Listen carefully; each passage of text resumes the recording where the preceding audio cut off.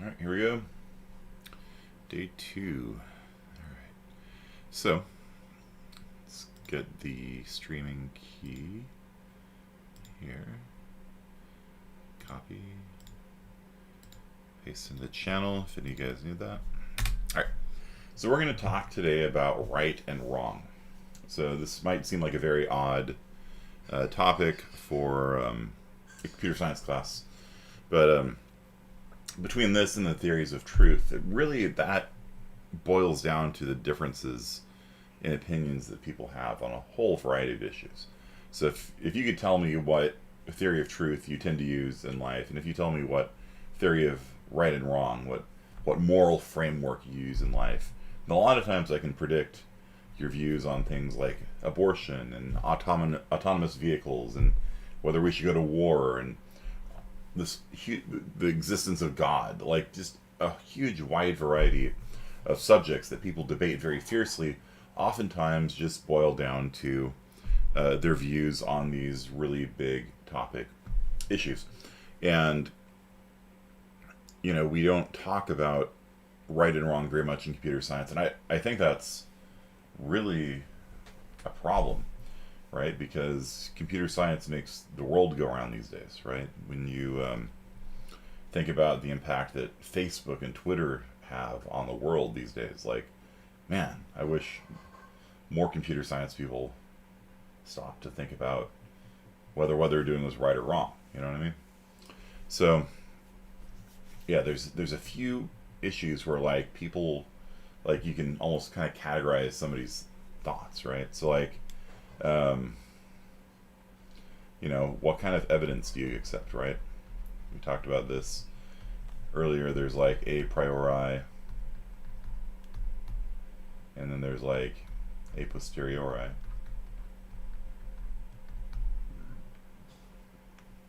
And if you're a person that, only accepts a posteriori evidence, and you don't accept any logical or rational evidence, and then there's a third type of evidence which I didn't talk about last time, but there's also revelation, right? So God speaks to you in a dream and tells you something that is arguably a third form of knowing something. So if you tell me like I only accept empirical, if you tell me I only accept empirical data that I have observed myself, and I reject all,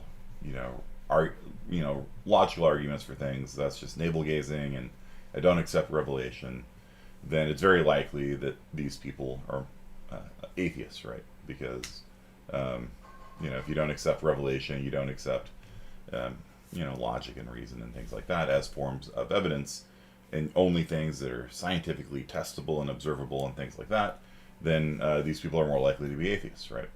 And somebody who doesn't accept, scientific evidence, but does accept, revelation, is very likely to have the completely opposite view of the world, right?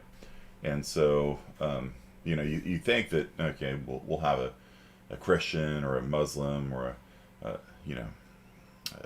Jew or a Hindu or a Buddhist or a Sikh debate an atheist, and really what should be debated is what form of evidence they accept, right? Because if somebody's like, yeah, I just don't accept anything that I can't test in the lab, like that's the debate, right there. It's the debate's over. If one person is like, yep, that's me, and another person's like, yep, that's me, and then the third person's like, yep, that's me, and I don't accept the others, then there's nothing to debate, right?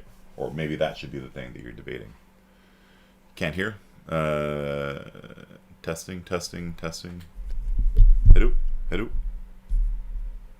Can you up the volume? Yeah, my microphone gains up as high as I can. Let's see.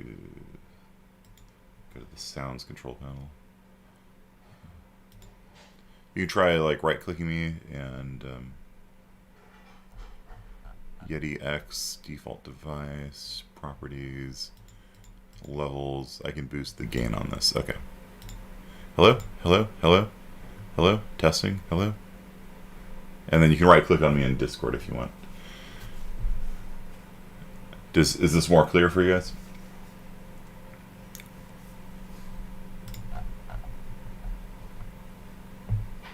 Hello? Hello?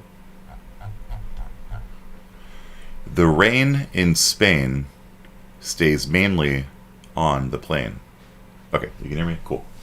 Alright, so yeah. So, like, what sort of evidence a person accepts, that's like a big question.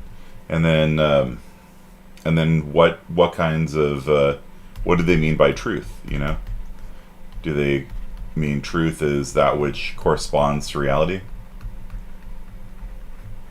Is that which is coherent with what they already know? Is it, there's a bunch of these that start with right? Consensus? Is that which is true, that which people agree to? Right? Is it, do you accept pragmatic theory? Right? Deflationary?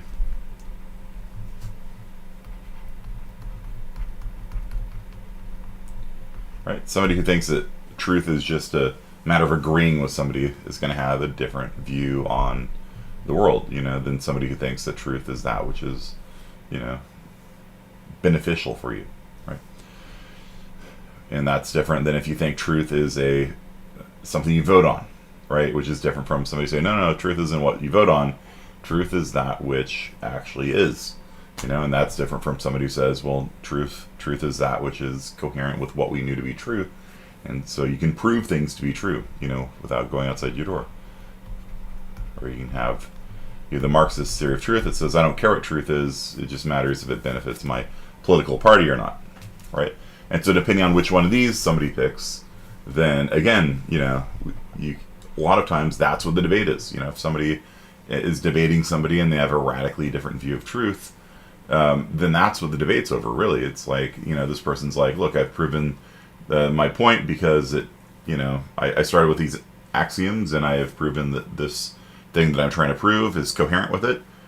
I'm done. I win. And the other person's like, yeah, but you haven't shown that it corresponds to reality, right? And so what the real root disagreement is over, you know, what theory of truth they have. And now, today, we're going to come to another giant topic, and that is the theory of right and wrong, morality, ethics. And there are arguably differences between morality and ethics. We'll use the glitter pen, morality, and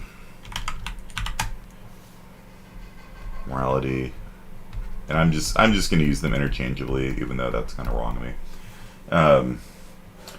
You know, somebody might say, well, it may be ethical for you to do this, but it is not moral. Or it might be moral for you to do this, but it's not ethical. Because some people use ethics to apply to, like, rules of conduct for, like, a job, right?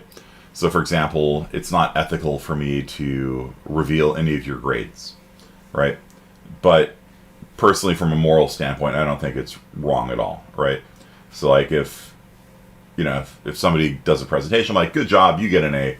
Like, to me, that's a perfectly moral thing to do, but it runs counter to FERPA, where you're not supposed to give any sign to anybody else other than the student what grade they've gotten. It's like, okay, well, sure. And so some people draw a line that way. I'm just going to use them interchangeably because why not? Okay. So can any of you guys think of any examples that you might consider to be moral but not ethical, or ethical but not moral by that standard, where, you know, ethical would be like your rules of conduct for your job, let's say, and morality is like your inner sense of right and wrong? Can any of you guys think of any examples where there's something that you feel is right, but you know, you might get in trouble at work, or vice versa? It's wrong, but you're supposed to do it at work, maybe?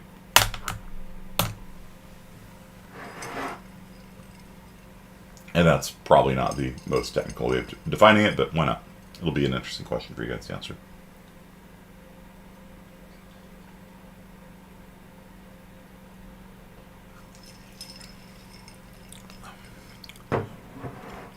Waiving a late fee for the deceased, moral but not ethical. Yeah.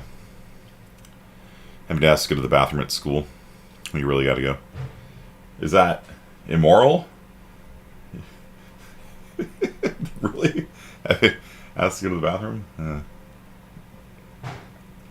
No, so it's moral but not ethical. It's against the rules. I can see that. Yeah. Some teachers might be pretty strict. Personally, I always find it funny when students ask me if they can go to the bathroom. I'm like, yeah, just not here in this room. Yeah. It's college, dude. You're not a prisoner. Like, you can walk out of here at any time. This isn't high school. You're not high school. High school's very analogous to a prison, right? But you're in college now. If you wanted to stand up and be like, I hate this class, and you just walk out, like, go for it, dude.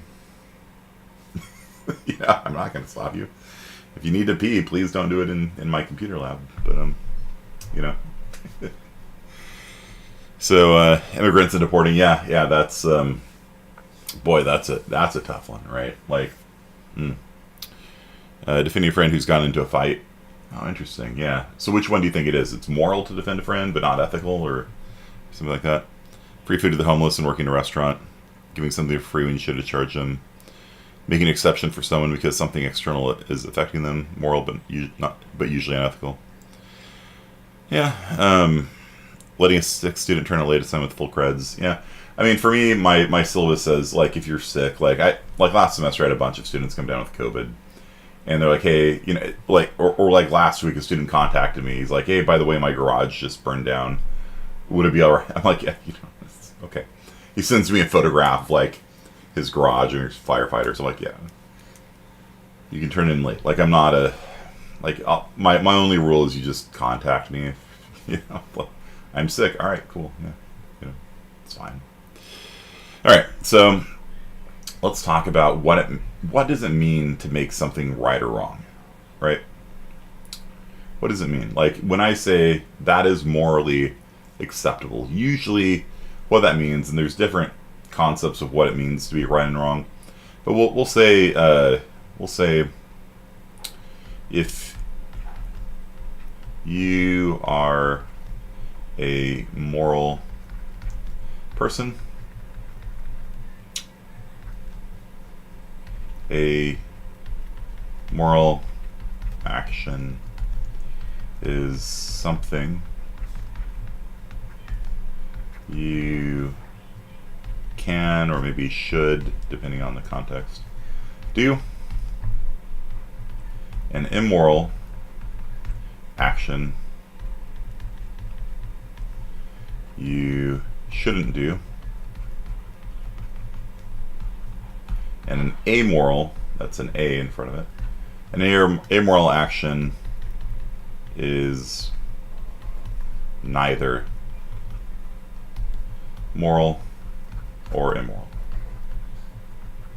Okay, so basically, if you believe that murder is immoral, then if you're like, I want to be a good person, I want to do the right thing here, and you believe that murder is immoral, you shouldn't murder somebody, right? Whereas if you think that, like, helping the elderly, right, is a moral action, then either you can do it, right, like, it's permissible to you, you can help the elderly if you want, or you might think that it's like you have a positive obligation to do it, and you should do it. So if you're not, like, this week visiting the retirement home, well, maybe you can't right now because of the coronavirus, right? But, like, you know, under normal circumstances, if you feel like it is moral to help the elderly, then maybe every week you should be visiting a nursing home, right? And that's why I put down can and should, because if you start saying you should do it, there's a lot of moral things, right? There's also, like, helping the homeless, and there's also, like, helping stray animals, and you could easily get into a situation where your obligations to do moral things exceeds your ability to do it, right? And it starts impacting your ability to get your homework done, and you spend all of your money driving around doing all these wonderful things, and you know, so, you know, whether or not it's like you must do it, or like you should do it, or you just can do it, I'll leave that for smarter people than me. But basically, that's what it means to do a good deed, right? A good deed is, you know, helping an old woman. You see an old woman and you need to help her across the street. I don't know if I've ever done that in real life. Like, just What do? You just walk with them? I don't know. I've carried stuff for people, but like, how do you help? Here's my arm. I don't know. Okay. So what is it? What makes something right or wrong? Right? And so some people say following the law. That's an ugly one. Let's try that one again. So some people will switch to the galaxy pin. Ooh, I have other options here. Lava. Ocean. Silver. Ooh, silver is good for morality, right? Okay, so option 1, the law. Okay? So legal actions are moral. Okay. So this is our first theory of right and wrong. That which obeys the law is moral. That which breaks the law is immoral. And things that aren't addressed in the law or are amoral. Okay? So what do you guys think of that? Like if I say, well, the law says that I have to pay my taxes every year by April 15th. Therefore, paying your taxes is a moral obligation, right? It is a good deed that I do by paying my taxes, right? My taxes are used to support all of these different social programs, right? So I pay. What does your effective tax rate work out to? It's somewhere in the 30 to 40%, of your income range for taxes, right? So that's a moral action, right? The state demands that I pay taxes, and therefore paying taxes is a good deed. I am, following the law. What do you guys think? Is that a good theory of what it means to be right and wrong? The law used to support racism in the past, so it's not always right. Well, if you're somebody who believes in this legal theory, right? If you followed Jim Crow laws back in the day and discriminated against people, you were being moral, right? Because that's what the law was, and it's like, sorry, there's 2 different water fountains. Maybe even if you sympathize with people, it's like, look, the law is the law. I can't break the law for people. And so by this standard here, those people were acting moral by discriminating against people. And when you say, well, that was wrong, if you believe in this legal theory, no, it wasn't wrong, right? It's like what you have to appeal. You have to appeal to a different moral framework in order to say, yes, it was legal, but it was also wrong, right? Do you get what I'm saying here? And that's why I'm saying these big ticket items, these huge things like that really underlies a lot of the differences in people's opinions in the world, right? Like the Nazis at Nuremberg, over and over again, they said, "I was just following orders," you can't arrest me and try me for breaking the law. I was following the law, right? And so the prosecutors at Nuremberg, the Nuremberg trials at the end of World War II, they were in a kind of a pickle, right? Because it was true. Like a lot of the really horrible stuff the Nazis did was the law, right? And so they had to appeal to a different moral and legal framework. And so they came up with a notion of crimes against... It's a horrible... Yeesh. Crimes against... Have you heard this term? Crimes against humanity. And so they said, okay, there are laws, and probably we as lawyers respect those laws, but there is this higher standard, the standard of like crimes against humanity, that it doesn't matter if what you were doing was legal or not. There is a higher moral standard that all humans are called to follow, right? So right there in the Nuremberg trials, there was this new precedent set that certain actions are so heinous, like the Holocaust, right? Or just invading Poland, right? Are just so heinous that no human being should do them, right? So the law is only moral when you're following it, or the Nazis will say, yeah, well, you can only appeal to a higher moral standard because you won, right? Might makes right, would be another. You can write that down, sure. Might makes right. If you win the wars, then you get to, basically convict people of whatever crime you want to convict them for, and make up whatever new legal framework you want to make them up for, and so that would be like a defense that they're like, you can't just change the rules. There were these rules, and we followed the rules, and you can't execute us for following the rules.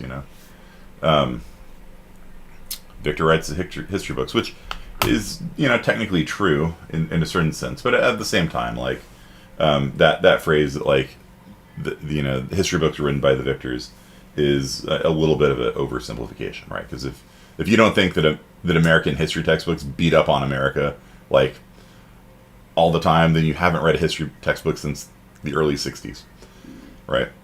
Because some people still talk about how like idealistic American history textbooks are, but those people have not been paying attention, right, to the history field. American history textbooks are very critical of Native American policy, things like that. And maybe it's not enough, but this notion that like nobody talks about it, it's like, yeah, in the 50s and 60s it was that way, but since then there's been a big change in textbooks. They didn't have a choice. It was to be a Nazi or be detained by the secret police. Yeah. If you're compelled to rob a bank, like somebody holds a gun to your head and says, tell the teller to take out $1 million and give it to me. It's like, you're not responsible. If you're under duress, the person holding the gun to your head is, right? It transfers your moral responsibility to somebody. Okay, so let's get into a big one now. Okay. What makes something right or wrong? What makes something right or wrong? What about the outcome?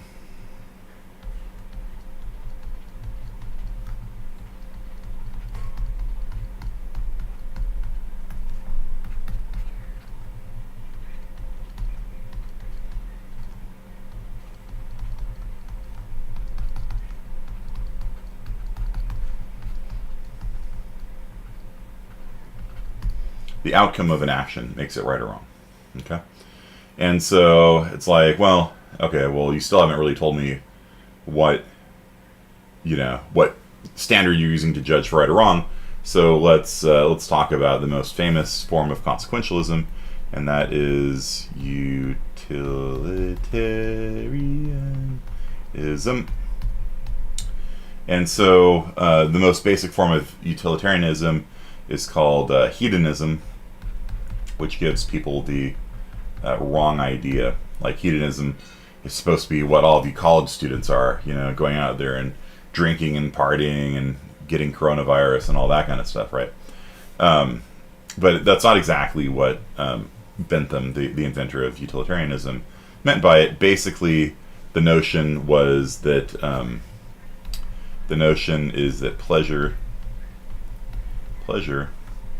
is good, and pain is bad. Okay. So if I walked up to somebody and punched him in the face, sure, I might feel a little bit of pleasure, but I'm like, ha ha ha, stupid moron. But if they suffer a lot of pain for it, the evilness of my deed is weighed on the outcome, right? So he hurt a lot, but I got a little bit of pleasure of it. So you kind of subtract, there's 1 unit of pleasure minus 10 units of pain, and so the net outcome, right? Consequentialism is a whole group of different moral theories. Utilitarianism is the most famous form of consequentialism. And so you do what's called the philosophic calculus. The philosophic calculus. So you actually, let me scroll to the right over here, fill in a little bit more. The philosophic, just an amazing word. Philosophic calculus, which means you basically add up all the happiness, you subtract all the sadness, or pain, and that is if it is good or evil, right? What's going on, Mace? What time is your lunchtime today? 11. 11? Mm-hmm. What if you had to kill 100 to save 200? Yeah, common trope in movies, right? Wrath of Khan, Spock dies at the end of Star Trek II, Wrath of Khan. He says, the lives of the many outweigh the needs of the few. And so Kirk is like, no, you're my buddy, you can't die. And so Spock's like, whatever, dude, utilitarianism, bro. Peace. And, peace. There we go. And he goes into this radiation-filled room and fixes the spaceship and goes blind and sinks to his knees and is dying. And Kirk's like crying. And Spock's like, look, I just saved the lives of everybody on the spaceship at the cost of one life. This was a good deed. Right? And so I was morally obligated to do it. Okay. And I'm sorry that if none of you have seen Star Trek II, the movie came out like 900 years ago. Spoilers, I'm sorry.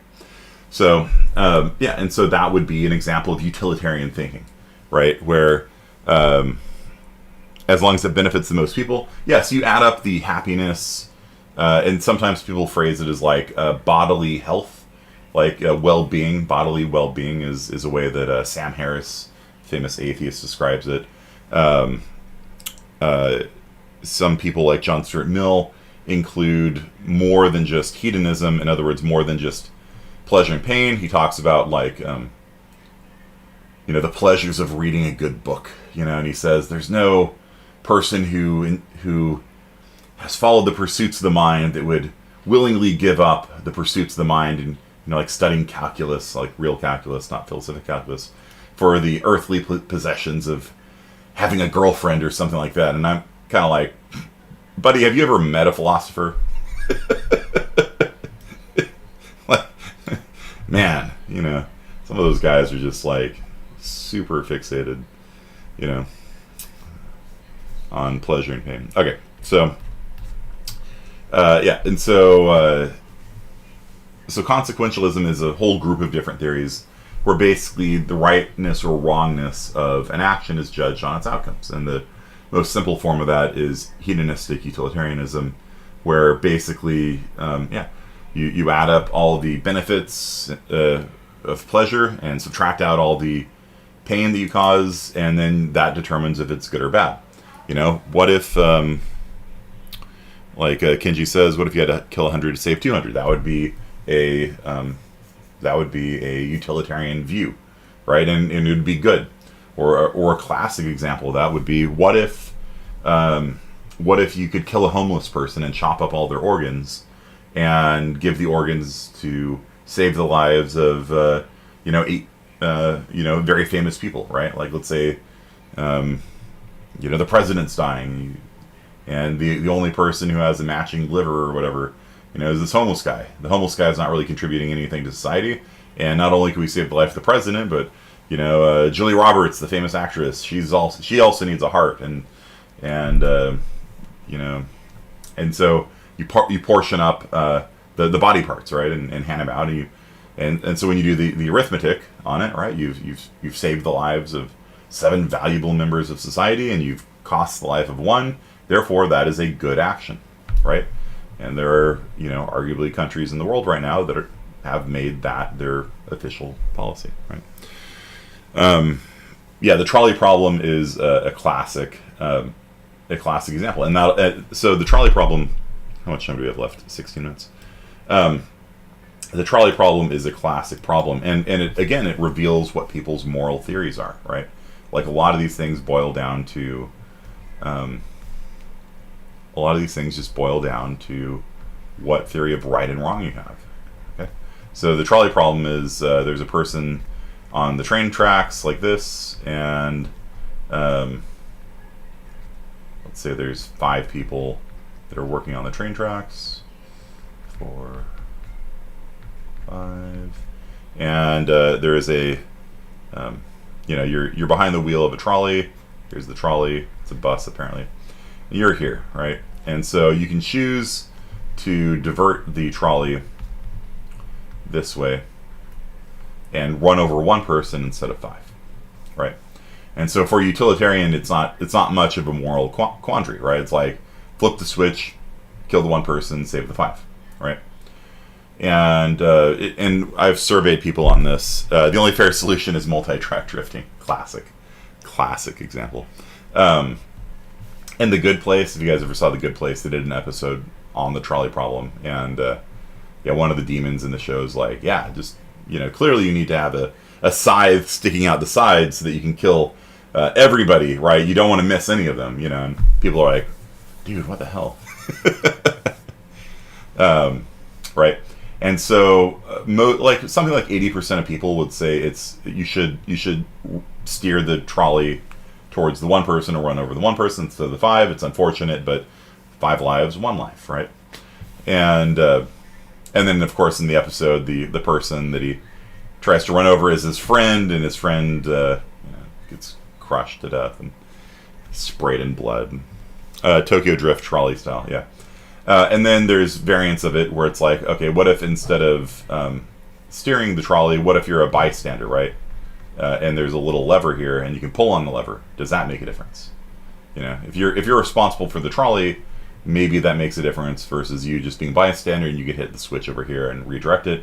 And then there's other variants, like there's a bridge, and there's a fat dude up here, and it's like, do you push the fat person, right? And if you push the fat person in front of the trolley, that'll stop the trolley and it'll save the lives of the 5 people. There's no second track. It's like, do you push the fat person or not? And not many people are willing to push the fat person, but a lot of people are willing to pull on the lever and send it over an innocent person that way. And so the I think it was Flip a Foot that came up with these things. She said, look, from a utilitarian standpoint, it's the same thing, right? You're killing 1 person to save 5, but there seems to be something weird about our moral intuitions here. Where like, people won't shove a person off a bridge because that feels like murder, but if you pull the lever, which has the exact same outcomes, it's not murder apparently, right? And so that's a classic the trolley problem, and there's trolley problem memes like all over the place. It's a fantastic set of things. But let's get back to our can't the people on the tracks just move off it? No, like they're not aware of it. It's a thought experiment, right? Like they're just not aware of the trolley bearing down on them apparently, and so you're forced into 2 bad outcomes, right? One is running over 5 people, one is running over 1 person, and then or running over 5 people versus pushing 1 person, right? So consequentialism is the notion that the outcome, right? And so if a consequentialist looks at it, it's like 5 people, 1 person. Here's our form of we're going to kill 1 person and save the lives of 5. It's not even a hard question, right? It might be unpleasant to like push somebody and kill them, and you might go to jail for it, but it's the morally the right thing to do, right? And that's I think one of the reasons why people don't want to push the fat person, because now it's murder, right? Whereas if you're steering a car that's out of control, and you steer towards where there's less people, then you will be applauded for it. You guys understand? So when a plane's crashing and the pilot steers the plane towards less populated areas, he's usually hailed as a hero. He or she is hailed as a hero, even if the plane ends up taking out somebody. Like when I was watching the news, and at Miramar Naval Air Station, where Top Gun is, a guy had to ditch his plane, and so his plane was falling out of control, and so he steered towards a canyon and ended up killing a person, and actually hit a house, right, and killed this dude's wife and daughter. And the guy goes on TV, he's like, I'm not even mad at the guy, I think he's a hero, because his plane was crashing towards a densely populated area, and he was able to steer it away from it. And I'm really sad that my wife and kid died, but he did the right thing, right? Whereas if you see somebody right off a bridge, everyone's like, nope, that's murder, And so I think that's maybe where some of the tension comes in. Okay, so consequentialism is about the outcome, right? So consequentialism is about the outcome of the action. Outcome. That's really ugly. Let's see if I can fix this. So what makes something right or wrong is the outcome. Doesn't matter if you're intending to do good or not. Okay. So the next one is the opposite, and so this is a whole deontology. So deontology is about duty, right? It's a word that means duty, and the intention or to follow a duty is what makes things right or wrong. Okay. Let's fix that a little bit. So the most famous form of deontological frameworks is, and again, this is a giant category because the difference between consequentialism and deontology is this is about the outcome, and deontology is about intention. Okay. So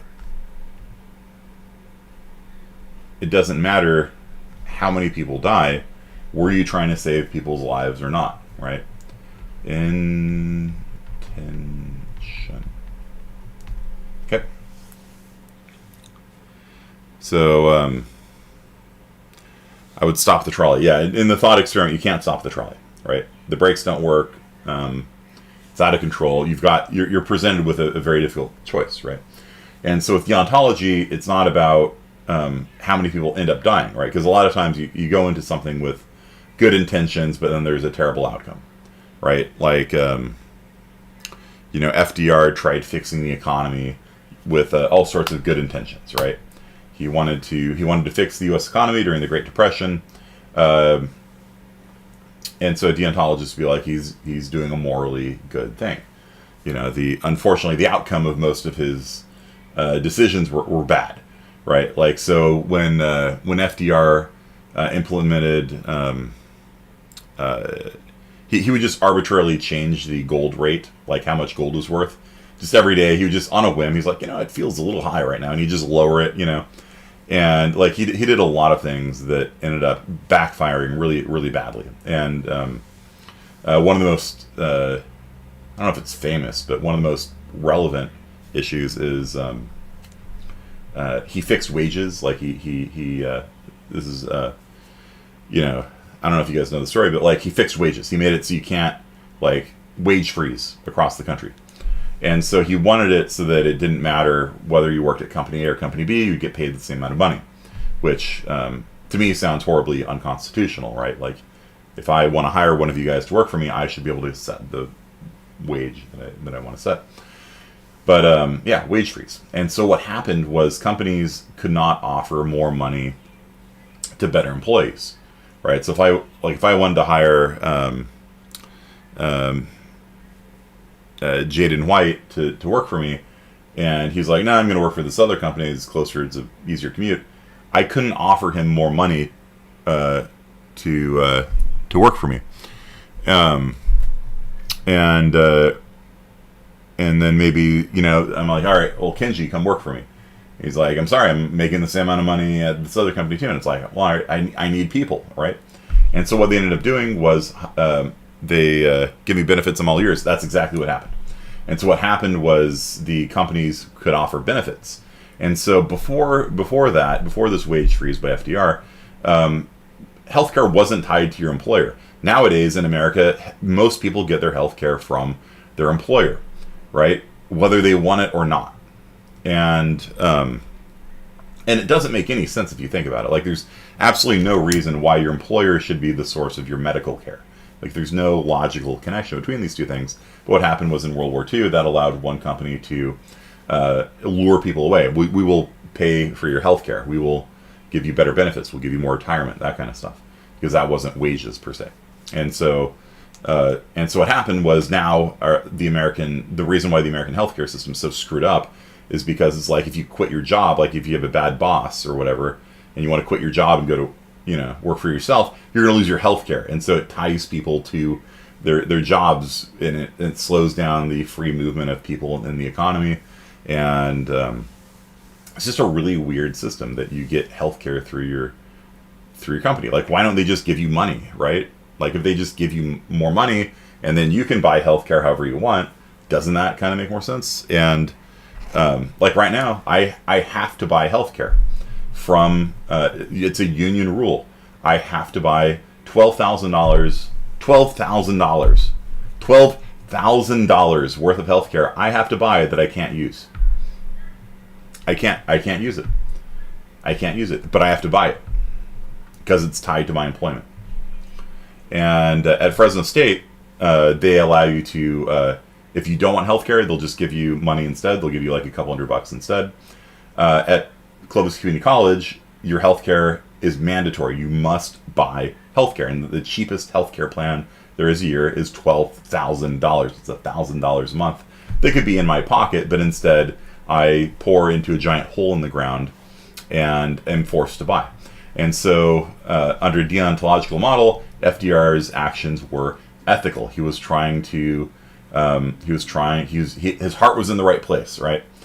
But from a consequentialist perspective, the outcome was disastrous, right? The whole reason we have this huge, complicated, messed up healthcare system in America, which nobody really, I mean, like, Democrats want to replace it with a single payer system, right? Where just the government pays for everything.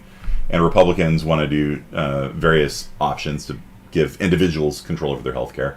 And honestly, either one of those, in my opinion, would be better than this bizarre system we have right now, where the government mandates you must buy healthcare, and under the ACA before recent years, they would penalize you. It's like, oh, you don't have enough money for healthcare, we're gonna fine you. We're gonna tax you if you don't buy this thing you can't afford. Like the whole system is just, what. And so, that would be an example of like different views on the same topic. And so, pro-life, pro-choice, yeah, sure. A lot of pro-life people saying you have a duty not to murder, right? And a lot of pro-choice people say, look, a lot of those babies would not have been wanted, and if you look at crime rates in areas where there's higher levels of abortion, the crime rate drops compared to areas with less abortion, because these kids would have grown up unwanted, and so if you look at the outcomes, it's much better for society if we have abortion. And then the people on the other side says, yeah, none of that matters, right? All that matters is the duty. You have a duty to protect the young, and you're violating that duty, and they talk right past each other, right? Because they're using, usually again, most of these topics just boil down to different ethical systems, like these big topics of like, what theory of truth do you use? What kind of evidence do you accept? And what form of right and wrong are you cool with? And so the most famous form of deontology is called Kantian Ethics, named after Immanuel Kant.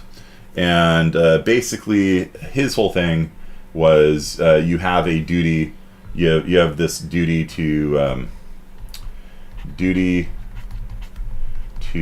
treat all actions as universals. So what does that mean? Basically, you should only do actions, and sometimes you must do actions, that if everybody did it, the world would be arguably a better place, right? You should not lie, ever. You should not ever lie, because if everybody lied, then communication would be impossible. I might tell you guys, hey, the final's tomorrow, and all of you guys go, what? And then I'm like, haha, just kidding. But wait, that was a lie too.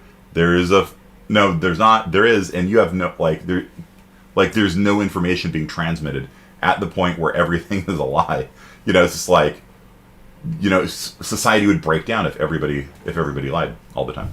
And so Kantian Ethics says you should act as if every action you did was done by everybody. And so this is sometimes called the CI, or the categorical imperative. And there's like 3 different ways of formulating it, which doesn't really matter right now.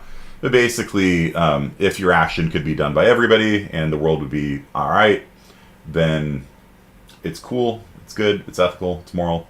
And if what you did would cause the world to break down, then it's bad, right? So there is a bit of a consequentialist view from that perspective, but basically, He says it really doesn't matter. Like if somebody comes to you and says, hey, I'm trying to murder your friend, where's your friend?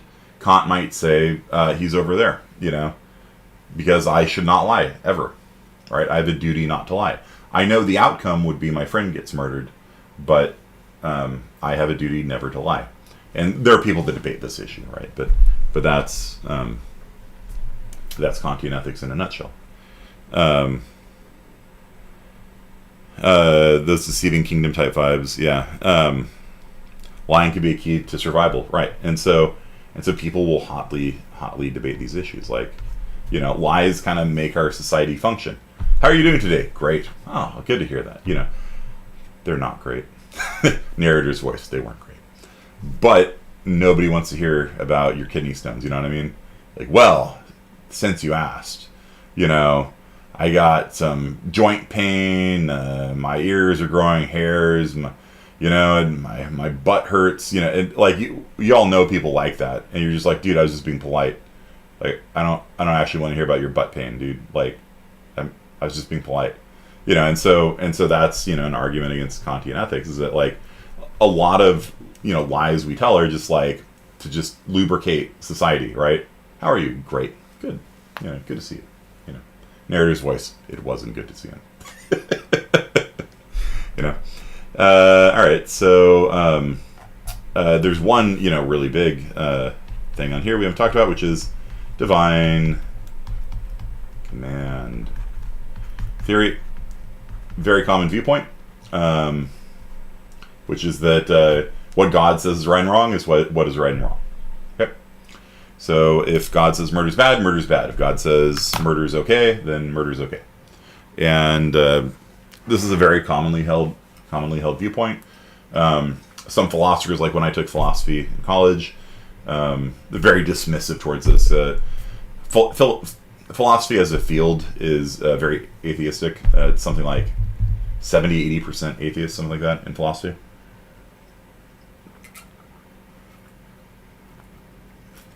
And my professors include like the Churchlands and things like that are some of those famous atheist professors in the world. And so the TAs who grew up in this department are very dismissive towards it, and to, I think, their discredit, right? So there's a famous argument called Euthyphro,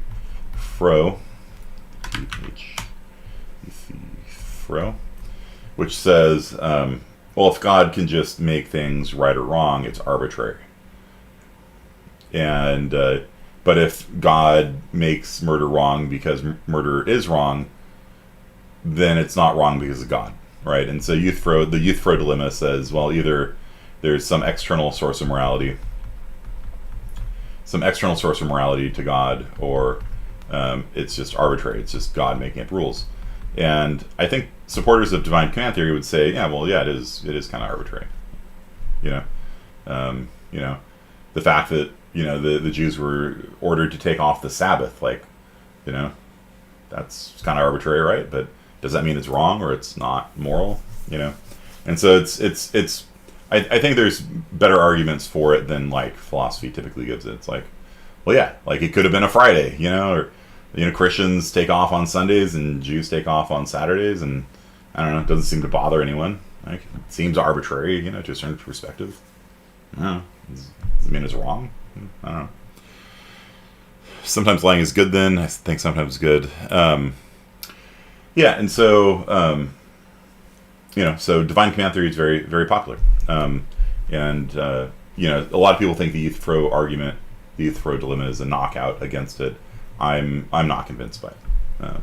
I don't think it's as solid an argument as people think, because it's like, God could make Saturday the Sabbath or Sunday. Like, the fact that it's arbitrary doesn't mean it's wrong. It's just, you got to pick something. Right?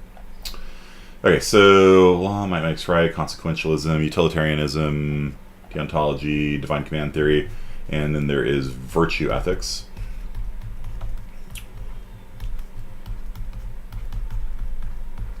Virtue ethics, which is there is a collection of virtues we should follow. Like, be honest. And so if you're in general an honest person, then that's more than just like the Kantian never lie to people and things like that. It means like you behave in such a way that you don't deceive people. Kantian ethics, you could lie by omission, like you just like maybe not tell the murderer where somebody is, maybe. But a virtue ethics person would probably not tell the person where the murder victim would be, because another one is like protect life, right? Might be another virtue you should follow, and so another might be be respectful, right? There, you can just kind of come up with all these kind of maxims to live by, and they're just kind of this collection of ideals that you should follow, and they can conflict, and so like being honest is good, but like if somebody's going to murder somebody, well, protecting life in that case seems more important than telling the truth, and so you just have like this collection of ideals, and it's messy, and ethics are messy, and it's going to always be messy, and you should just try and do the best you can, and sometimes you'll fail, and that's maybe not okay per se, but people are human and they'll fail, but you should try to live up to your ideals as much as possible and things like that. And so that's and virtue ethics is more, see, with like deontology, like you can actually hate doing the right thing, right? Like with deontology, like you might feel you have an obligation to help the homeless, right? There's a very common Christian and Sikh and like almost every religion that I can think of has some sort of duty to help the less fortunate than yourself, right? You can go into like Sikhs, for example, feed basically anybody who's hungry, right? It's a like the Sikh Student Association at Fresno State. It was coming up with like 1,000 meals a week or something like that. It was, like you have a duty to it, and like. Or you might feel you have a duty to go to homeless camps and hand out food and things like that. You might actually hate doing it, right? Because it's smelly and stuff like that, but it's still your duty, right? And with virtue ethics, it's not about duty so much as like you just have these collections of things that that are ideals, and even if you actively, like with deontology, you can hate doing something, but you have a duty, you have an obligation to do it anyway. With virtue ethics, it's more like you have some ideals that you like and you want to live up to, and you try to embody them in your life. As more than just like something externally imposed upon you, it's an internal aspiration, right? Like, I will try to be honest, not just by not lying, but about trying to be an honest person. And if I'm in a business situation and something goes wrong, I'll call up my customer, like, hey, there's a fire at the factory yesterday. You're not going to cover it up. Like, hey, we're not going to be able to get your order to you on time. If you want, I'll cancel it for you. No penalties on your end. Or, if you still want the furniture that we're making for you, it'll be another couple months. I'm sorry. Whereas a person who's like, I have no duty to tell that person, right? Like, it's a difference from like an intention perspective. So what do you guys like? We went over 6 different theories here. Law might makes right. I obviously didn't give much attention to that one, but some people might feel affinity towards that. Don't let me stop you. I'm not actually here to impose any right answer. There's also natural rights theory. Basically out of time too. Natural rights, where you have the right to life, liberty, and property. Or according to the Declaration of Independence, the pursuit of happiness, not happiness, but the pursuit of happiness. Natural rights theory, very common in America. You have certain rights, and moral actions are those that respect these rights. Immoral actions are those that don't respect the rights.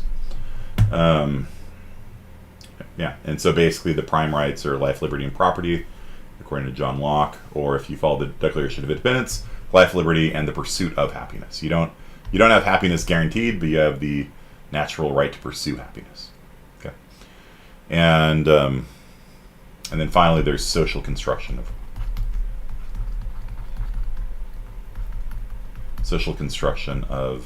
rights, which is that what's moral is just defined by the group, right? So you don't have what's moral is just what people agree is moral, right? And so if you're in a country that doesn't have a belief in natural rights theory, right, then they could just be like, nope, you can't publish, you cannot publish things in the newspaper critical of our government, right? Whereas somebody who believes in natural rights theory would be like, no, that's a violation of my right to free speech, right? And you're like, sorry, dude, you're in France. There is no right to free speech here. Sorry, dude, you're in England. There's no right to free speech here, right? Because they don't, right? They have sort of these common law notions that people can speak their mind, but, there is no right to free exercise of religion in France the same way that we have in America, right? And so in France, they banned Muslim women from wearing, it's called the burqa ban. Like, you can't wear traditional Islamic garb at the beach, right? Because they don't have that same concept of religious, they have a concept of laicite, which is official secularism at the state level. Like, the state is non-religious, but at the same time, they don't protect the rights, the free exercise of religion that people do in America, right? And so they banned people from wearing traditional Islamic garb on the beaches in France, saying it's not French. And it may be Islamophobia in disguise. I'll let you guys decide whether you think it is that or if it's about, freedom or something. So, so that's 8 different theories of right and wrong. I didn't give enough daylight, I think, to natural rights and social construction, but which one do you guys like? We'll end with that. So, one more time. Law, legal and moral are the same thing, right? And if the law changes, then what's moral changes. But basically, if you follow the law, that's being moral. Might makes right, strength, victory goes to the strong, that's, Athens, justified their conquest of smaller city-states by saying we're bigger than you, so we can do what we want. There's a famous dialogue. It's basically the Athenians being assholes to people. Consequentialism, which is that what's right or wrong, an action is right or wrong not based on what you intended to do, but on the outcome, right? FDR screwing up American healthcare for almost 100 years is, an evil action, therefore. It doesn't matter that he went into it with the best of intentions. Intentions don't matter none. It's outcome, okay? Deontology is your duty. Intentions are what matter. Basically, if you're trying to do the right thing and you're following your duty, you have certain obligations you must do. As long as you're trying to follow your duty, the outcome doesn't matter, right? What makes it right or wrong is your intention to do the right thing. I tried to save the guy's life. I'm not a trained paramedic person. I tried saving their life. I moved them when they were injured. If you ever see if somebody had an accident scene and you have a spine injury, you're not supposed to move them, right? But this person didn't know. He was just trying to do his best. He moved the person, killed him, right? So a consequentialist would say that's evil. A deontologist would say that was a good thing, right? Because he was trying to save the person's life. He didn't know any better that you're not supposed to move somebody with a spinal injury. So, and Kantian Ethics is the most famous form, which is that you should act as if if everybody tried helping people, then the world would be a better place, right? And yeah, sure, some of the times, you're going to kill people with spinal injuries if you don't know any better, but, in general, people should try to assist people in need, right? Divine command theory is an action is right or wrong based on if your religion of choice commands it, right? So, whichever religion you follow, if they say this is moral, then it's moral. It's a fairly easy to understand theory. Virtue ethics is we have a collection of ideals that we try to follow. Strength before weakness, death before dishonor. There's all sorts of ideals that people will hold, and they're just this bag of ideals, and there's not, maybe you can sort them into a hierarchy of like, these are more important than these, but basically, yeah, it's going to be messy, and they're going to conflict sometimes, but do the best you can, right? Try to live up to your ideals. Natural rights theory is that which is good is that which protects life, liberty, and property. that which is evil is that which disrespects life, liberty, and property. You can't just shoot somebody and murder them because that violates their natural right to life. And you can't just go and steal something from somebody because that violates their right to property. And you can't just go and stop somebody from saying something critical of you because that violates the right to liberty, right? And so that's, sort of one of the bases of the American government, right? And then finally, there's social construction of rights. Is that these, basically this notion of what's right and wrong is just basically there is really no absolute right or wrong. Is another way of putting it. And it's not even like social construction of rights necessarily. It's just social construction of morality, right? And the group decides, right? The group decides. So, tell me which one you guys like in the chat. If you're watching this at home, go on to the Help Center and tell me which of these 8 theories, because this was a 1-hour summary of an entire semester of philosophy. So if you have any questions about it also, just ask me. Just ask me. And these are all, you can write books, and people have written mini books on each of these categories. Maybe not number 2, but consequentialism is a huge thing. Deontology is a huge thing. Like, all of these are really big topics, but that's kind of the nutshell. And once you understand them, then you can start understanding where people are coming from, and you can understand why you disagree with them, right? And so, like the abortion, once you understand that you're not actually arguing about the same thing, but you're actually arguing on what moral system you should be using, then that puts everything into a different perspective. You can actually understand people a lot better. You can actually get along with people that disagree with you a lot better, because you understand, oh wait, you believe in this theory and I believe in this theory, and that's why we differ on the big issues, right? Okay, cool. I can work with that, so. Eugenics, yeah, right? That, you can say we're trying to improve the outcome of the human race, right? And eugenics were very popular 100 years ago, right? Let's not allow the, mentally ill to breed, right? Forced sterilization was the thing in America, right? We're a country that believes in natural rights, and at the same time, we were forced sterilizing thousands and thousands of people, right? We don't want you to have children because we have a consequentialist worldview, right? We don't want your kind having babies, right? Planned Parenthood was started as a very racist way of trying to control the numbers of black people in America. Margaret Sanger, who's the founder of Planned Parenthood, was a eugenicist. And she said, let's try to get, black people to breed less because we don't want them. And so Planned Parenthood was a eugenics organization that's still around to this day. They sort of, whitewash the racist history of it under the rug, but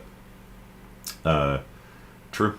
Yeah, and they're just like, there's, all that matters is the outcome. The human race needs to be bred to be better, like horses. You can breed horses to be faster, and so we're gonna have the smart people breed, which, I don't know if they actually implemented that part, but they're like, we'll get the undesirables not to breed, and that was what the eugenicists like Margaret Sanger focused on. It's like, let's get them to get on birth control, and then we don't have to force sterilize them; they'll do it themselves, right? So, and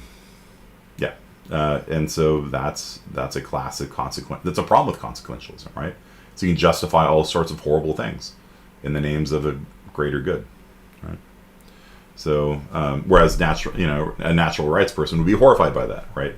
You can't force sterilize people, and judges were ordering this in court. This person must be sterilized. They're not. We don't want them breeding. Snip, snip, right? So natural rights people would be like, dude, and consequentialists are like, well, nowadays, like, there's probably not a lot of eugenicists, but back then that's the view. We're trying to improve the outcomes of the human race. And of course, that led into Nazism and the Holocaust and all these great horrors of the 20th century, right? So, all of these things have real world consequences. It's not just a lecture from your professor. Okay, we're over time. So, snip, snip, yeah. Okay, we're over time. But it's a fascinating topic, and post your thoughts, and we'll learn programming on Friday. Okay, see you guys.